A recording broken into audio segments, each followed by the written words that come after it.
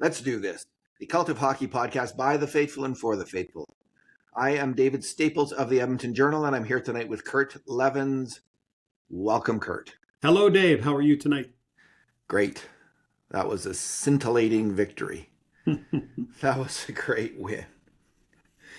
And some unlikely heroes tonight, Kurt, which we will get into.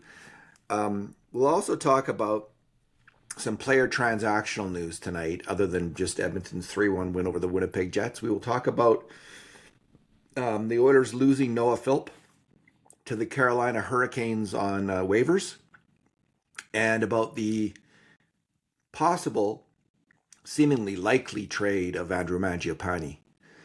We'll have to check Twitter. I don't know if the trades happen this late at night or not, but they can.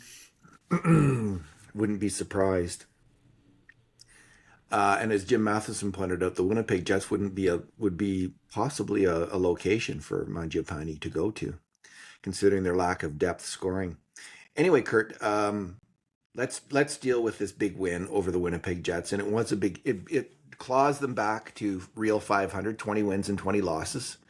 So, and in today's NHL, when you add in loser points, you're doing really good if you're at real 500. You're in a playoff spot.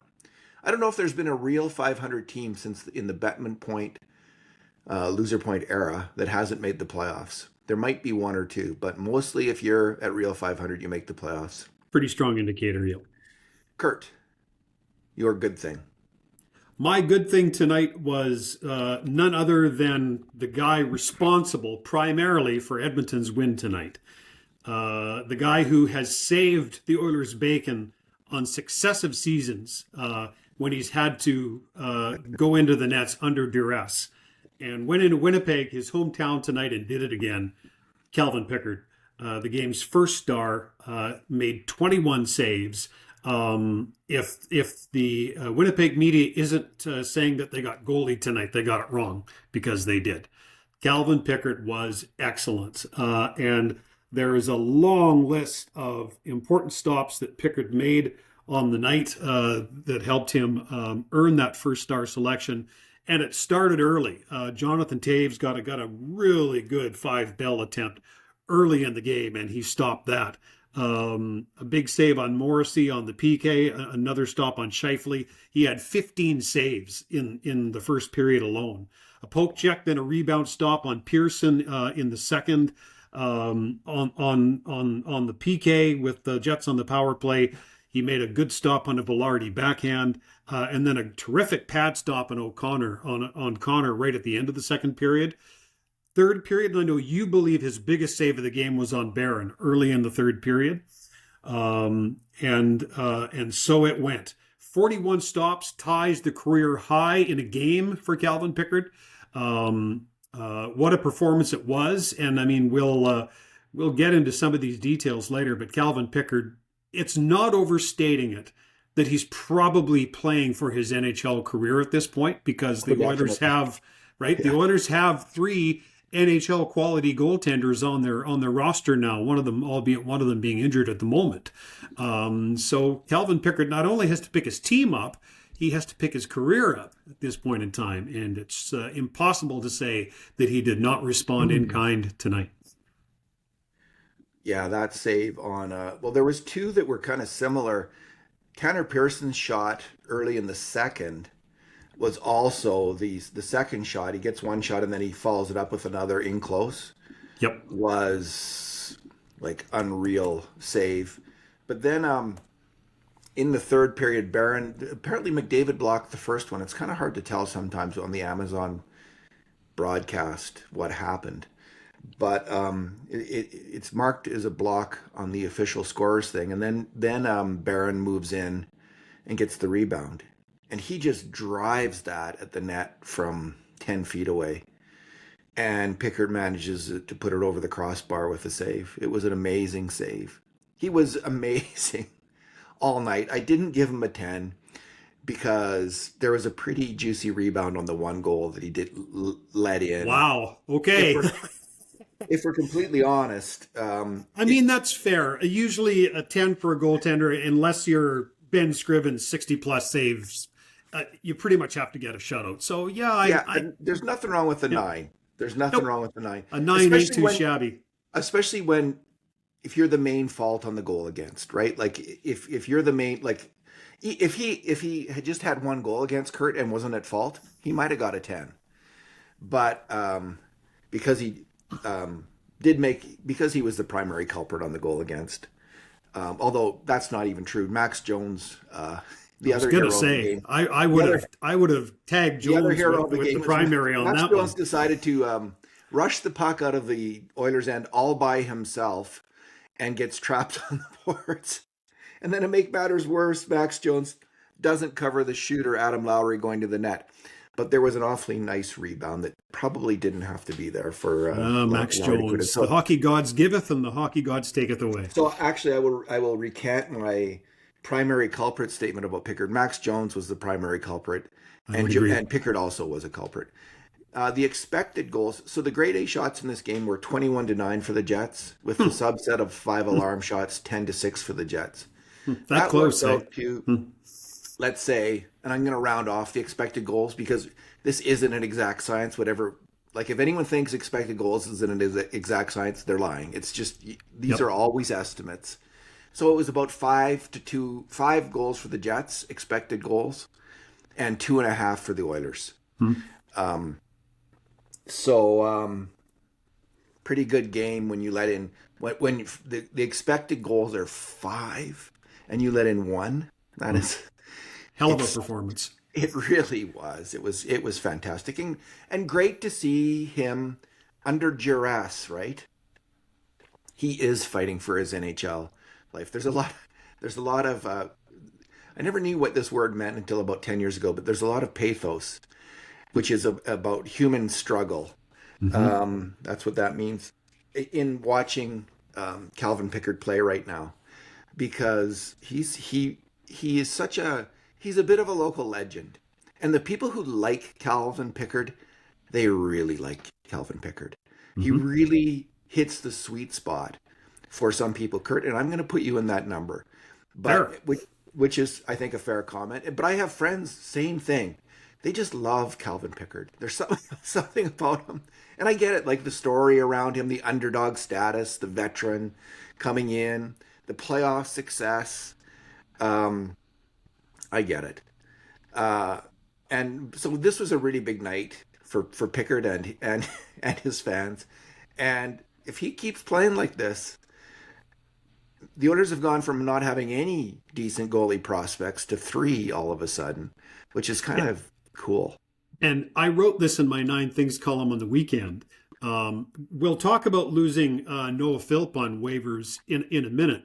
Stan Bowman can't afford to lose Calvin Pickard on waivers. Well, he's not that expensive. They could go with 3 goalies, although I hear that's not ideal. Yeah, you know well, the guy that will still have a waiver option though is the other backup. He could go down again and Ingram, get lots right. of playing time. Yes, because here's my point. With Jari, you don't know about the injuries, right? So there's one iffy then. And then with Ingram, let's be honest. While he's had 3 really good games for the Edmonton Oilers, it's quite feasible his NHL career could have been over this summer, right? Yeah. So we all hope the best for that young man. I certainly do. But you don't know how it's going to go. The one goaltender right now who you know exactly what you're going to get, night in and night out, is Calvin Pickard. You cannot afford to lose him on waivers. That would be very poor asset management on Stan Bowman's part, and I'm positive he's thought of that.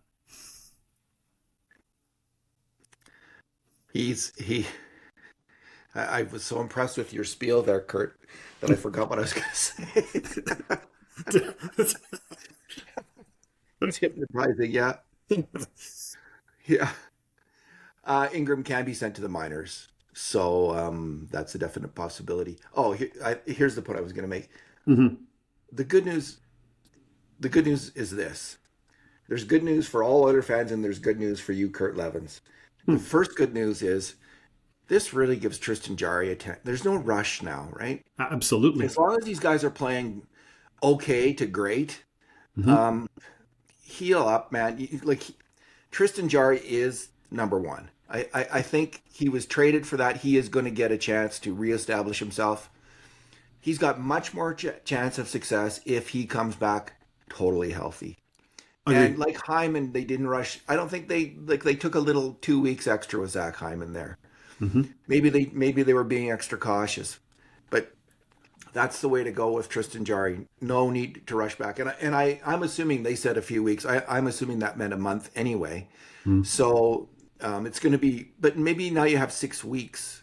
Maybe you can get through January going with Pickard and Ingram, which like it would have seemed like 2 months ago, mind blowing, 2 weeks ago, mind blowing nonsense. But it's a possibility now, and that's good news for the Oilers. And good news for Kurt Leavins is the coffee bet is now in doubt, Kurt. It is. It's 2-1. I'm making a comeback. And he's going to get more starts, right? Like if he Yeah. muffs that game, Ingram's, it's kind of it's almost, I don't know if it's a win in your in situation with the Oilers in net, but it might not be bad to treat it that way. I don't mind that as long as it doesn't get too crazy. You don't play them back to back games, but I like the winner you're in. It's a nice way to compete for goaltending time in the NHL. Well, it's one of the real ways to reward your goaltender, right? Mm-hmm. Okay, my good thing, Kurt, is the fourth line. And although I just talked about Max Jones's terrible play on the goal there, he scored a great goal too. And Curtis Lazar. So the fourth line, I think, was Henrique, Lazar, and Jones. And not exactly the most at this point hallowed or heralded group of players in the NHL. But they all played really well. Curtis Lazar, especially, I thought had a good game. He's been coming back from an injury. I thought when he first came back, he wasn't ready. He missed more games after that, and tonight he looked like he was buzzing, like he can buzz. He got in there on that goal that Jones scored. He got his stick on Morgan Stanley's stick, and the puck went wonky. It went right to Jones in the slot. That's what caused the goal, and then Jones did what he should do. He slammed it in net, and it banged in. Great play from Jones going to the net. Excellent hustle by Curtis Lazar getting in there and doing what he's supposed to do. That's what a fourth liner needs to do. That's what Ryan Lomborg did the other night, stealing the puck off Regula. You need your fourth line guys every now and then to get a goal. It's been not that common occurrence with the Oilers. Then, not only that, but the second line comes up big on the power play. The first unit, did they even get a chance? I don't think they did. Let me just check here.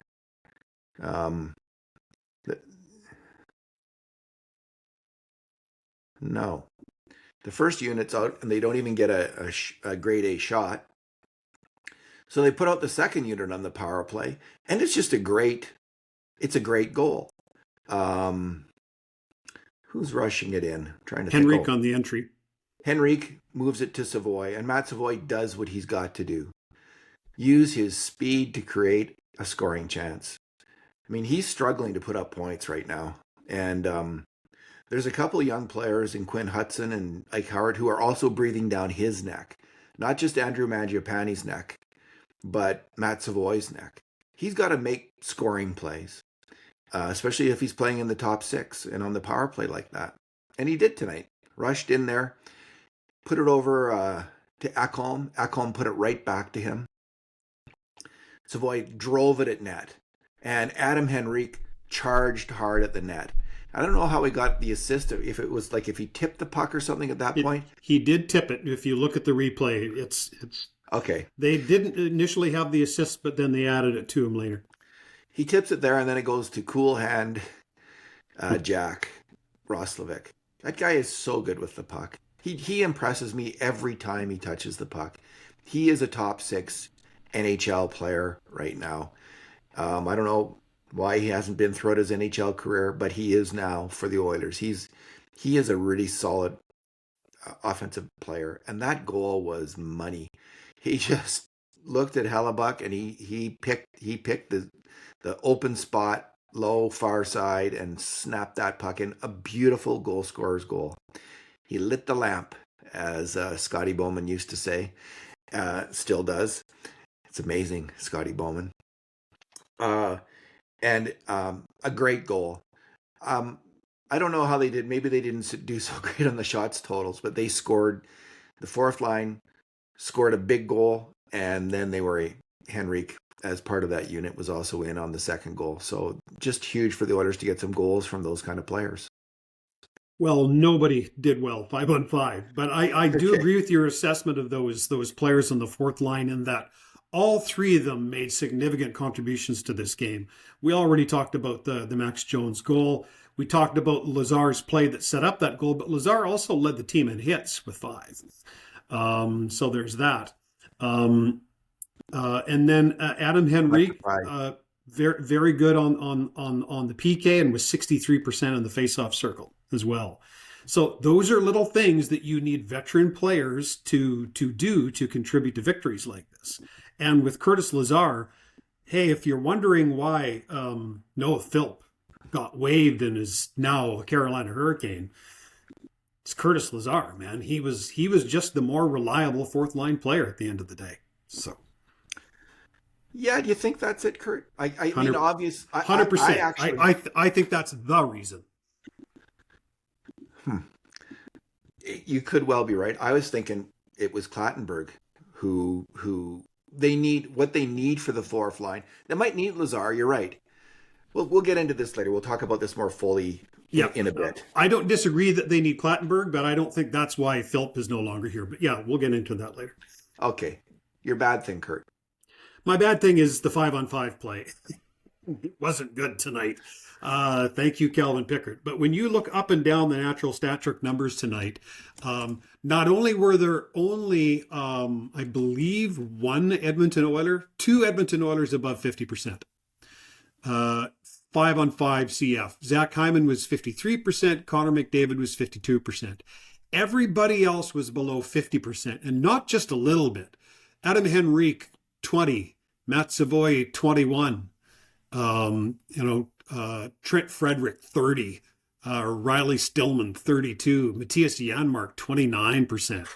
They just got crushed 5-on-5 against a one-line team. That's really what the Winnipeg Jets are. They're a one-line team. Their best line is excellent. Everything else is really not very good.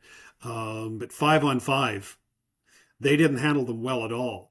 The Oilers' special teams were good, and their goaltending was good. And in the NHL, if you win 3 of those 4 battles, like if you lose the 5-on-5 battle, but if you have the best goalie, the best power play, and the best PK, you're going to win 9 times out of 10.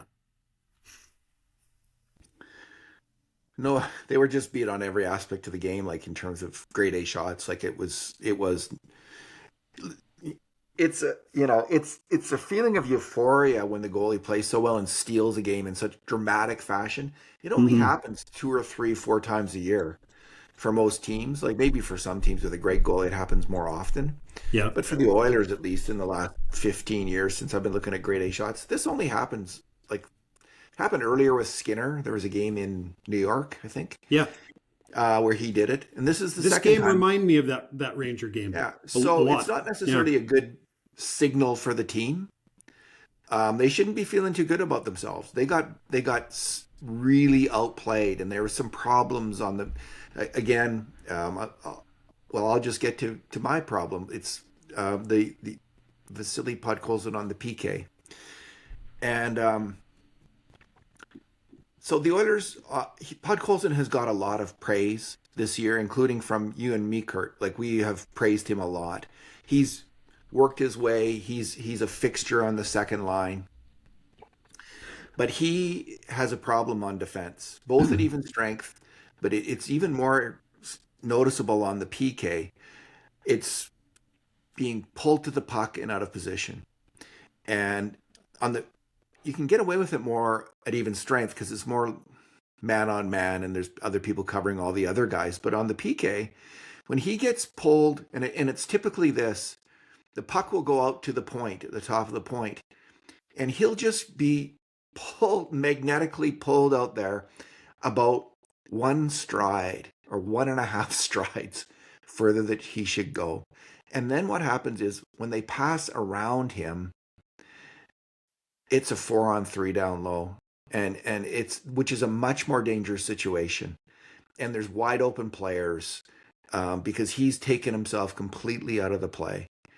And it happened in the first period, then I believe in the second period again.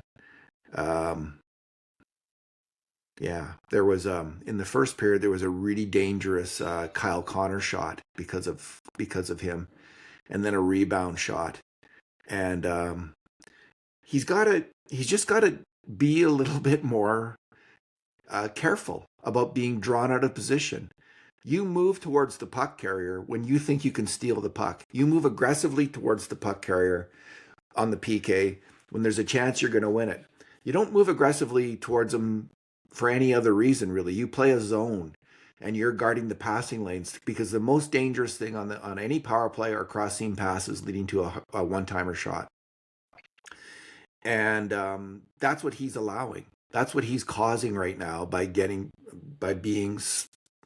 it's not huge out of position, but just out of position enough. And he can be a good PK guy, but he's got to read the play better. He can't be so reactive to the puck. And that's my spiel. I agree with your assessment. The good news is this is a coachable item. It is. The thing about Podkolzin, and it's one of the things that makes him great, is that he is a magnet to other players. Like he's an aggressive player. This was a similar issue that Zach Hyman had when he was on the PK. And Zach Hyman was a good penalty killer as well, but occasionally he would overcommit. And I think that's probably something that you will expect from a really strong forechecking forward, which both Hyman and Podkolzin are. But when you're in, it's not even a zone, of course. When you're in a diamond on the PK, restraint is really important, right? As to your really point, is, Kurt, yeah. to block those lanes and be in a straight line between the puck handler and your own goal. It's discipline. It's repetition. I'm positive this is something that can be coached and that Podkolzin can refine and get better at. But for the time being, I think your assessment is fair. It's a good point about the forecheckers maybe being prone to this, because when I think of the Oilers players who are rarely out of position on the PK, I think of Nugent and Henrique. Mm-hmm. They're constantly in the right spot. And when I think of the guys on this year's team who are pulled out of position and often in the wrong spot, Savoy is a little bit prone to it, and he's a good forechecker. Yep. And Podkolzin and Janmark, I don't like it came up last year that he was often out of position on the PK, but I just think it was the system they were using last year was off. And it wasn't Janmark's fault. It was more he was a bit late to the puck because they had this system that was unique. Not many NHL teams were using it. So I don't think Janmark falls into that category, but Savoy does, and so does Podkolzin. So. Yeah, agreed. All right, and you're right. I agree. Completely coachable. And I think they both need to learn this. They've got to learn it, and I think they will. So, yeah, Kurt, I mean they're young players who have been very coachable in other areas of their game. So it's something to keep an eye on for sure. Yeah, and that's a good point about Hyman. I hadn't thought about that. Certainly when McDavid's on the PK, he does the same thing. Absolutely, he's right? Constantly chasing the puck, and he's a bit of a menace out there to both teams, right? He is. You're not wrong. Mostly to the other guys, but occasionally to ours as well. Yeah. All right, Kurt, your number. 17-1-3. The Edmonton Oilers this season, when they score first, are 17-1-3. Wow. Don't let them it's score like they should score first or something. Wow. Right. What do you think that speaks to, Kurt? Because that's an unusually good record. Is it just luck? I mean, is this just random, or do you think there's... Yeah, no, it's... any NHL team has to change their game subtly, depending on whether they're playing ahead or from behind, right? Yeah. And, there's people out there who argue the validity and the importance of face-offs, and I think those people are full of shit. I think face-offs are really important. It's all about possession. I feel the same thing about scoring first in the game. You can say it's not important, but at the end of the day, if someone has the jump on you, they've got the jump on you. And it's not like you can't come back. The Oilers can come back in games just like they can come back in seasons, as we've seen for the third campaign in a row. But you burn extra gas doing that, and eventually it catches up to you. So I think in the long run, not only are the wins important, but not having to constantly come back is going to make sure there's a little petrol left in the tank come June. I just think like the other team, they just can't go in their defensive shell. They've got to open it up a bit. Like they've got to, and that's not how you want to play against the Oilers. Not at all. And the Oilers, after a terrible start, are tightening it up on defense, so they're more able to hold leads now as well. My number is 5 out of 7. I'm going to say in 5 of his last 7 starts, Calvin Pickard's had a quality start, and those were games against. So a loss, an overtime loss against Tampa Bay. And that was his first big game of the year. And it was a big game for the Oilers, kind of a turning point for the Oilers. Yeah. In retrospect, I'd have to look at this more closely, but just in memory, like off the top of my head, that was they lost, but that was big. Yeah, and he was excellent in that game. And he was incredibly at a .943 save percentage. He had a good game against Seattle in a 9-4 win where they scored a late 1 or 2 goals. It was a garbage time. He had a really good game against Boston in a 3-1 win. He was good against Minnesota in a loss. That's right. 5-2 loss. He had an .889 save percentage, but he was good in that game. And tonight he was just out of this world good. He had his best game of the year. So that's not a bad ratio for a goalie to have. Especially for a backup. And those were some good teams. Tampa, Boston, Minnesota. I guess Winnipeg's no longer considered a good team. But they did win the President's Trophy last year. Wow. Crazy, right? How the mighty have fallen. It happens it happens regularly to the Oilers. Maybe the Jets can pull it out as well. The Oilers got old and the Jets rather got old and slow fast. It happens. Does. When you least expect it. Yep. Yeah. They've got a solid defensive team. I think Adam Lowry getting injured, and I don't think being Adam Lowry anymore. And maybe that's where the age is showing, right? Older players get injured, and then they're not the player they were. We saw it with Ekholm. But then Ekholm rebounded. So maybe that was just an injury to a really good player, not an old player. But can Lowry rebound? Because he is such a force. When he's right. Yeah. When he's right. And that's what they miss right now is what he brought. Okay, Kurt, we are at the end of our regular program. That's the game. We'll now go into overtime with some issues. First of all, anything else from the game you want to raise? Any other thoughts that you have about it? No, those were the big ones. It was the Calvin Pickard show tonight. So, what about that fight though with Nuge, man? Come on. Well, I got to say, I think that turned the momentum in this game because the Oilers were sleepy off the start, right? And I thought that they didn't really pick it up at all until after the Nugent-Hopkins fight. And I'm positive, one, that resonated down the bench and through the dressing room. But hopefully it sent a message to a few of the other guys on the roster as well. Like there is in terms of service on your team, the elder statesman on your club, a skill player in your top 6, dropping the mitts with a defenseman on the other team, and more than holding his own. It's almost as if there's a few other guys in the lineup that maybe should have been watching that and going, maybe that's my job. I think we all know what you're talking about. No one will ever say that Ryan Nugent-Hopkins doesn't do everything under the sun to help this team succeed. He does now. Like now that he's a wily veteran, he went, it's like full Corey Perry, Patrick Maroon, that veteran move of your team's lacking energy. So you do something.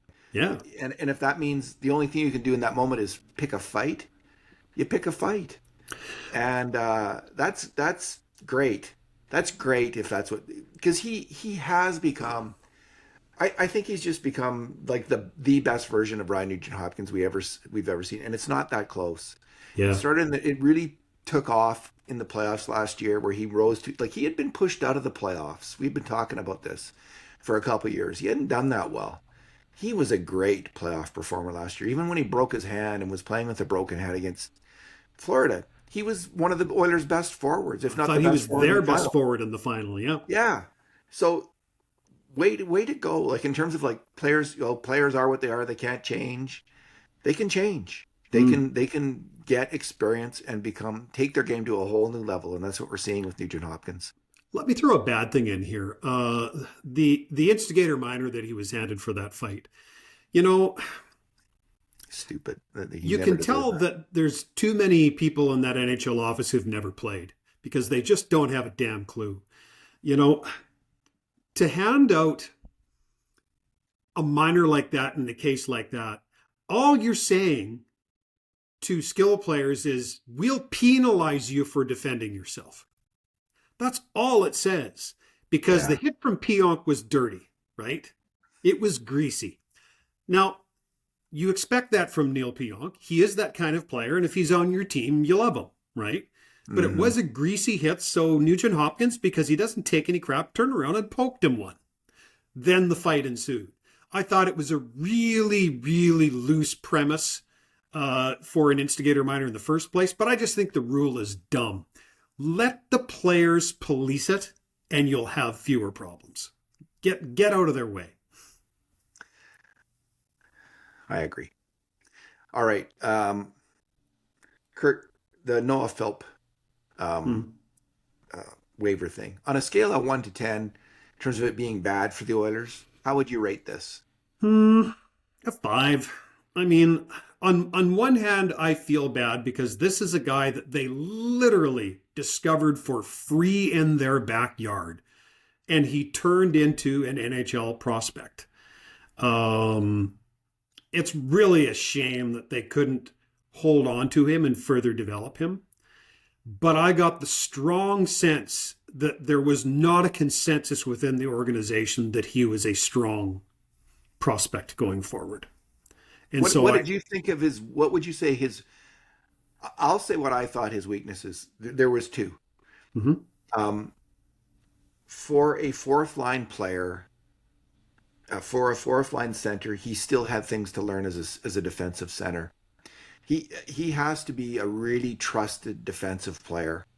Um, and and I thought we were going to see that this year. I thought he was better actually last year when he came up.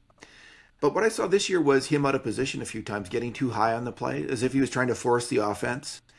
And in a zone, you can't get above the puck like that. You as a center, you've got to be down there helping the defenseman. And I thought he was getting a little too high on the play a few times. And now that's a coachable thing, but it's the NHL, and you got to win. So how much coaching do you want to do? Like, if you have a Curtis Lazar who doesn't do that, let's say, or an Adam Henrique is your fourth line center, he doesn't do that.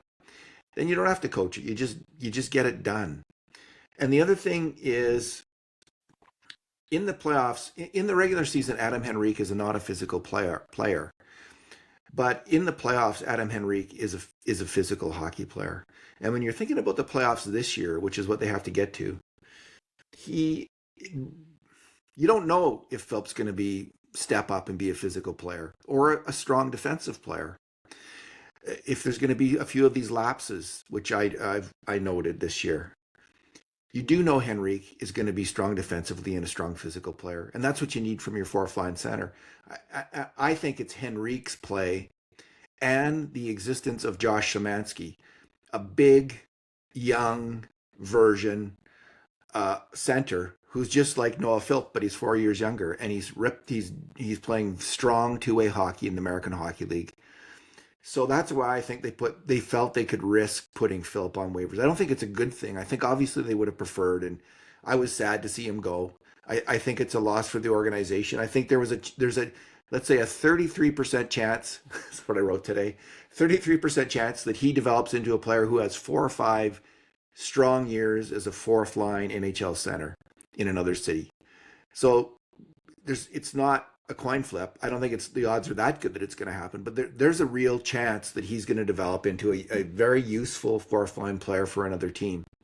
So I'm not happy about this, but the Oilers are covered now with Henrique and in the future with Szymanski, and maybe now with Lazar. How do you see it?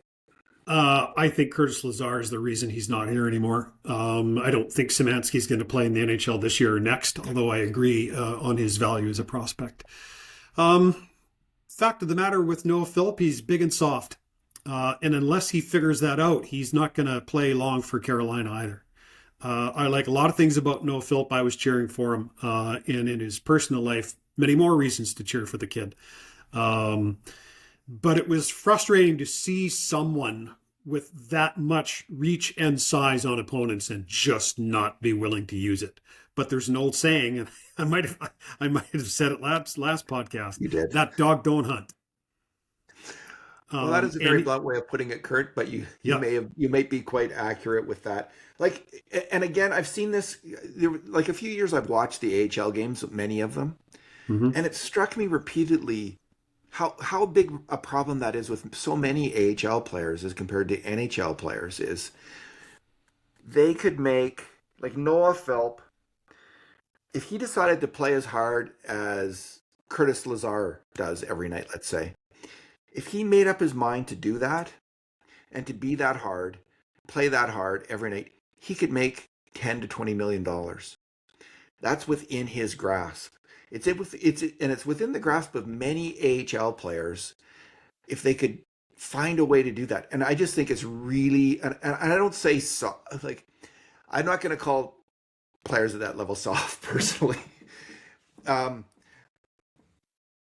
because I think it's such a hard thing to do, to be that like a tough hockey player like that, to have that kind of courage, to take that kind of beating, that kind of physical pounding, to pull that out of yourself. Anyone who does it, I'm super impressed by. And if Noah Philp can't, well, then he's like 99.9% of the population. But he's so close to making $10 million or $20 million. Someone needs to get on him and just yell at him. You could make this money if you play hard, if you get in their face, if you bring out the nastiest side of your personality on the ice. You could make $20 million. Yeah, but you just said it. You're asking someone to change their personality. And that is why many players don't get over that hump. Look, why is Curtis Lazar still in the NHL? Because he always had that streak in him. He had it when he played minor hockey. He had it when he played for the Edmonton Oil Kings. He's had it through his NHL career. He's got a mean streak in him. He gets a crooked smile on his face when it gets rough and tumble out there. Yeah. It's not that way when you play for the University of Alberta Golden Bears.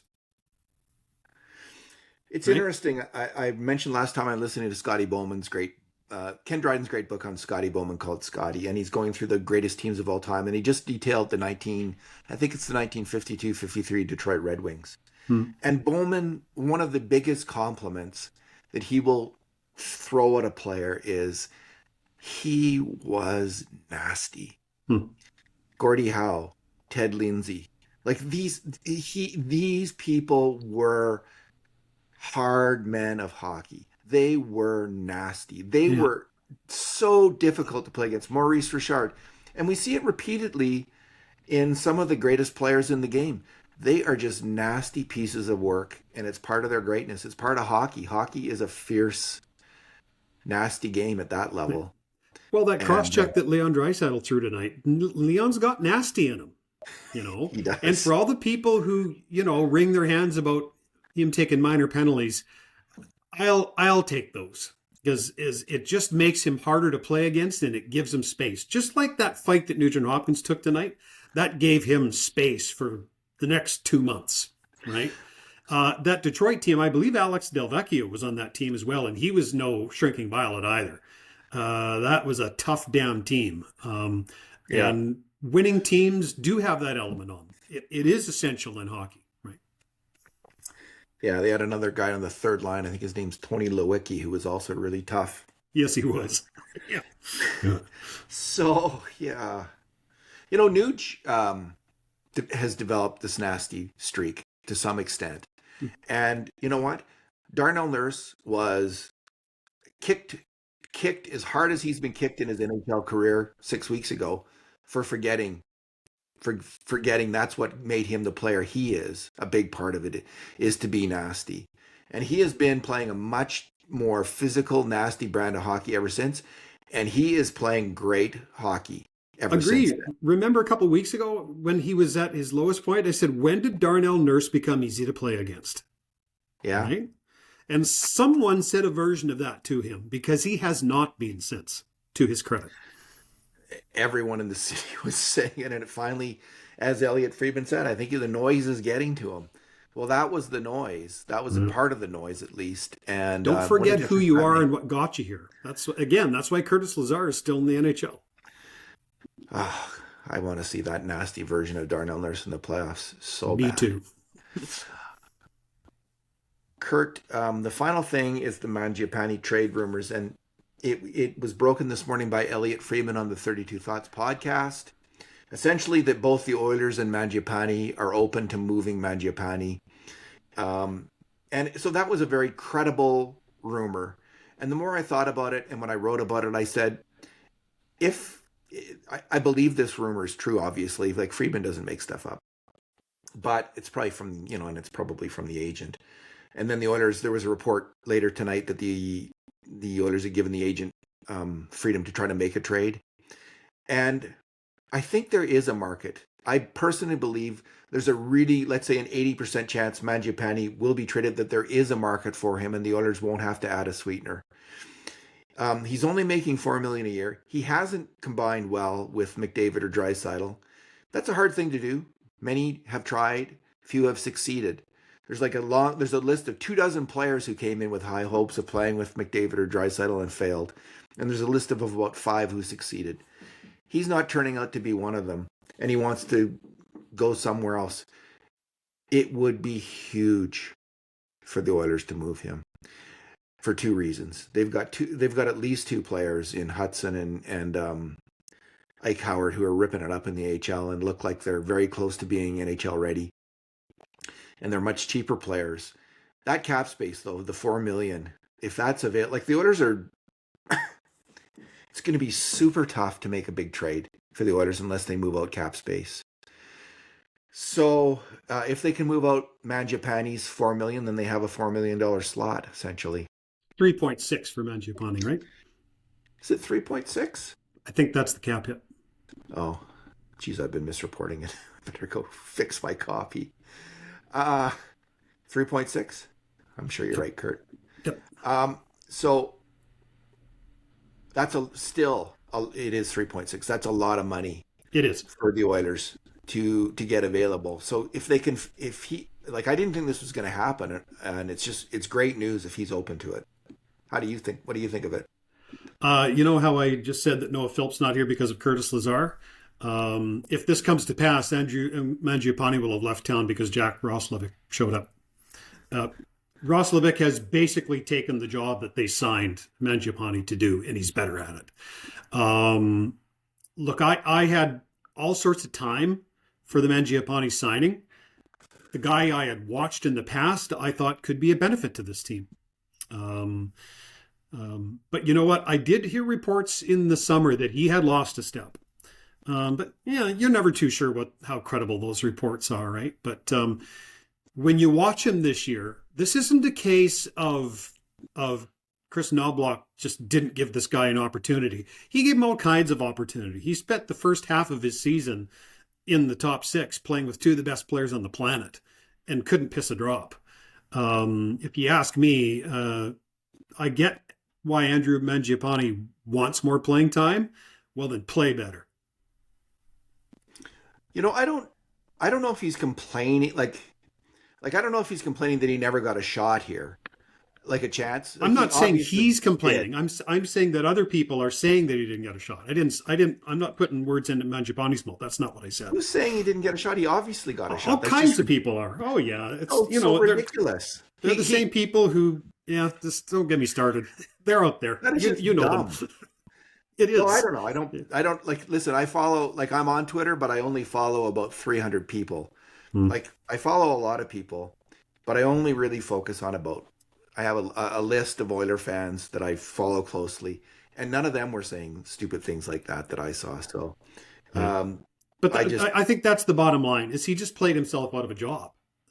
Pure and simple, right? yeah. The reason I think he's still attractive to another NHL team is there's lots of NHL teams who need scoring. They need to shake things up. And they might just, on the hope that he's still the Andrew Mangiapane that he was in the Flames, they could bring him in. He has not scored this year. He's been an ineffective offensive player. He has been a solid defensive player. You know, he doesn't make a lot of mistakes on defense. I know he's got a terrible plus minus. I just think he was punished by bad goaltending and bad defensive play by the people he was out there with. He himself has made a low rate of mistakes on grade A shots. He's at the same level as Janmark and Hyman. They're all three have done a decent job on defense. He is not a weak defender. So on a third line now, and maybe there's a way, like, I haven't been impressed with his offensive play. He hasn't done a lot to create grade A shots regularly. He hasn't put up a lot of points. Maybe there's a team that's going to take a chance that he can do that. And and maybe there's a team that's just so desperate. Um, they're, all their third line players are worse than Andrew Mangiapane, and that could very well be the case. That there's lots of teams out there that just don't have a lot going on their third lines, and they're gonna. So that's why I think there's a market. Kurt, are you doubting there's a market? What do you think? Do you think that they can No, trade him without a sweetener? I think there's probably a market, but you know what? 3.6 million isn't nothing either, and there's a lot of teams that are already close to the cap. So I mean, I think that'll be a bit of a detriment. Yeah. He, you know, if you go by the old Ken Holland thing, the NHL Guide and Record Book, he would be a good pickup because he's been a good NHL player in the past. And Yeah. there are teams that will take that bet. Will go, we think he can be again. It's just a change of scenery. Well, he needed a change of scenery the last place he was at. I always get a little nervous when you go and you find the bargain player. Oh yeah, he'll be better with the fresh start here in Edmonton. Really, other than Vasily Podkolzin, who is that player who's been so much better after a bad year somewhere else? So Well, he played well for Tree Living in Calgary. Maybe Tree Living will trade for him. well, Um, yes, I that's mean often how it works. that's what the Leafs have going for them right now, right? Are guys that weren't good enough to play for the Oilers. So I think there's a market. I'm going to go with a lot of, like, I know there's lots of bad verbiage and bad feelings about Mangiapane in Edmonton right now, Hmm. but I don't think NHL GMs pay attention to that. Oh, And I agree. some of them will just they will they make their own assessment, and they'll think he could help us win, get in the playoffs, and save my job. So I'm going to take the chance because we don't have to give up anything but cap space. And all you need is an owner. If you've got the cap space, all you got to do is give up the cap space, and then Yeah. you're just making it's a free. If he turns out, you're a genius, Hmm. and if he doesn't, well, you just gave up cap space. You didn't give up a lot. So I Yeah. just think they're going to find. I think they can find a buyer. I hope I'm right. Maybe I'm wrong. Well, I think you can be right because the fact of the matter is we didn't spend anything to get him. We didn't spend an asset to get him. Yeah. And if you can move the salary out for nothing, that's a win. You've won the trade if you can do that. If you get nothing in return but future considerations, you've won that trade. Indeed. Thanks for correcting me on the salary, Kurt. I have now corrected my stories It's all to good. reflect reality, which is always a good thing. All right. Final thoughts? Anything else you'd like to add? Yeah. While I was watching Ryan Nugent-Hopkins battle his way through his fifth career NHL fight, I thought something doesn't feel right about Connor Clattenburg being in Bakersfield. He'll be back. And my thought, like Yes, when but I Phil- guess my point is, on a night like tonight, where oh, Winnipeg was clearly the more physical team, who was the guy who stepped up? Ryan Nugent-Hopkins. And I so if think there's someone on your bench that's not willing to do that, maybe you sent out the wrong guy. I can't remember who, but someone on Twitter X described Clattenburg's demotion as a conditioning stint in Bakersfield. And that's fair enough. And I thought that's a smart comment. Yeah, he was out for quite a while, so that may well be the case. Get him, because it's not like he's clicking at a high level at the NHL level. He's hitting at a high level. But and when Philp was lost on waivers, I just thought, like, who is he competing for? Like, he could be a center, he could be a winger on the fourth line. Well, Clattenburg brings exactly what the Oilers need on the fourth line, where Philp doesn't. My point exactly. I think, he lost out to a number of players, Noah Philp did, in the end. I think it's fair to say.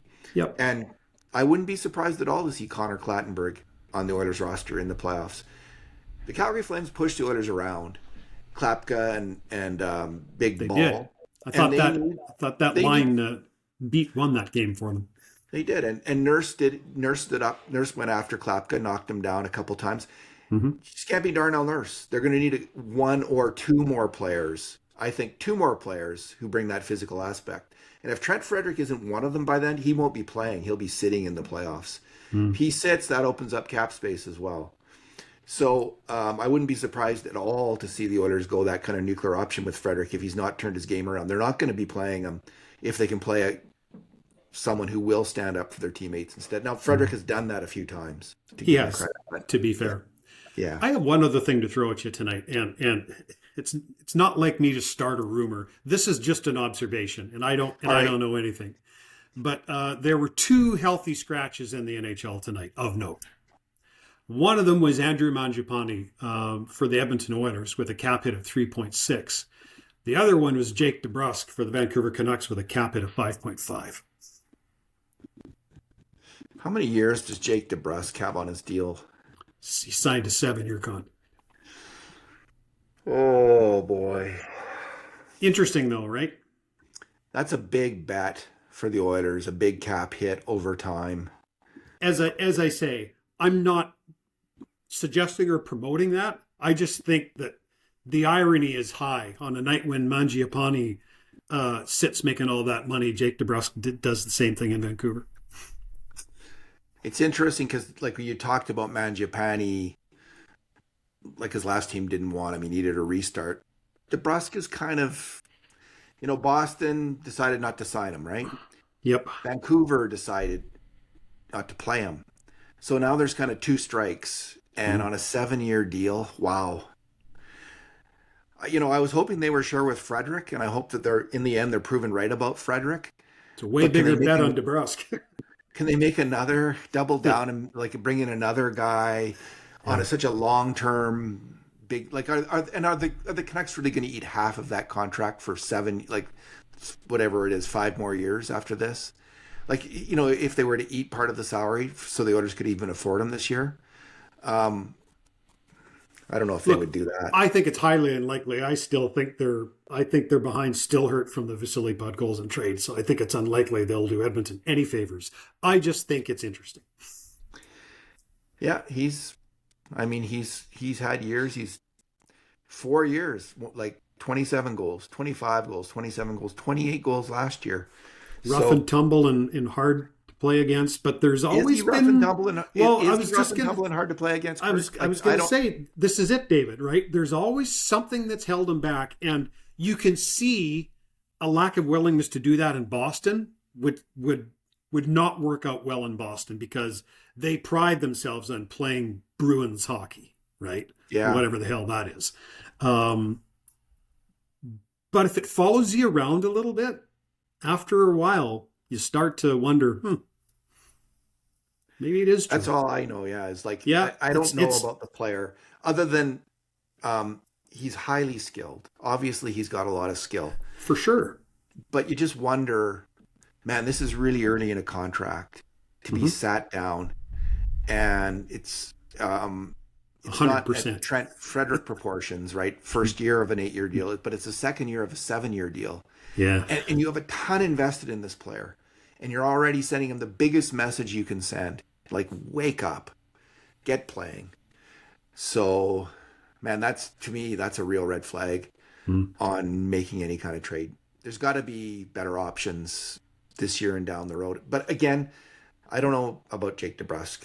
I'm just going on the red flag. Neither do I. I just present it as two fascinating studies in contrast on this Monday night. Indeed. Kurt, thanks for talking. You're welcome. We really covered the landscape tonight. And thanks to the wisest, sharpest, sanest, smartest readers and listeners and hockey fans in all of the hockey universe. Edmonton Oilers fans, Cult of Hockey fans, thank goodness for you. And in the meantime, and in between time, this has been another edition of the Cult of Hockey podcast.